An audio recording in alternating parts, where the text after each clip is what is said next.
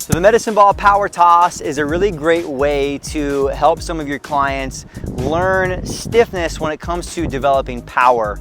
There's obviously a lot of body weight, power, jumps, and other moves that we can do. The nice thing about utilizing the medicine ball is that it teaches them to maintain that core stiffness by actually utilizing an external load as they're going to develop power. This is a great exercise for any youth athletes that you really want to start to work on some power development, but it's going to be a safer alternative than, let's say, some Olympic lifts. So it's really great for that, also in sequencing the jump and teaching triple extension. And even for your traditional clients who maybe you just want to add in an athletic element to their training, a little bit of safe power training, this is a really great way to do it. So as far as your coaching cues and your setup, easiest thing, and there's pieces we can add on to this, that's why I like to teach the power toss first before adding in any other movements like the clean and toss.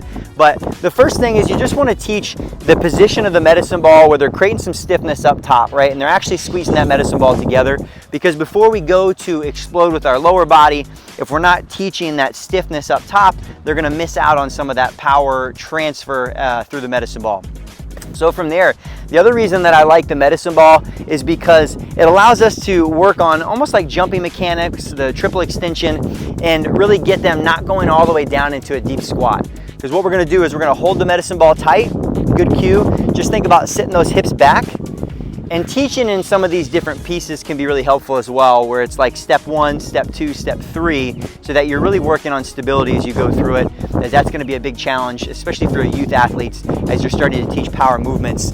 So step 1, just focusing on good athletic stance position, little softness in the knees and hips, tight with the medicine ball. Step 2, sitting the hips back, core tight.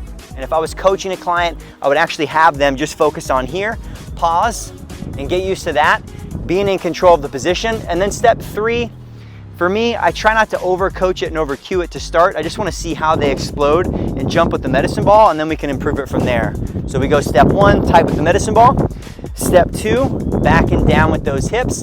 Step 3, explode through the feet, finish with the hands, all right? So that would be boom, explode with the feet, finish with the hands. Now, if we were to break that down into slow motion, what we're looking to see here is we're looking to see the hips extend, right? We're gonna push through our feet, extend the hips, then we're gonna finish with extension of the knees, and then that plantar flexion at the toes. Same way as if we were teaching someone a counter jump or a broad jump, it's gonna be the same motion. Hips back and down, core tight, hold that position, explode, and then just finish with the upper body.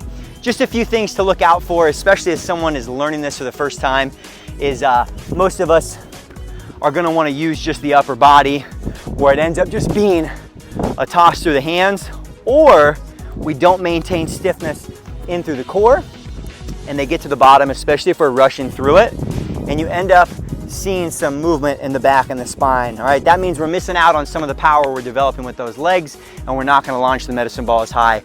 So the cool thing about the medicine ball, it's just a great way to see how we're utilizing all that together. Obviously, as the medicine ball goes further into the air, it's usually going to be an indication that we're doing a better job of developing power from the ground up through the body and into the medicine ball. And it goes without saying, get out of the way of the medicine ball. All right, so like I said, I think it's a nice easy exercise to start teaching some of these mechanics of triple extension to someone who's training for athletics, and then it's just a fun way to interact with the medicine ball and get a little athletic style conditioning for your average client.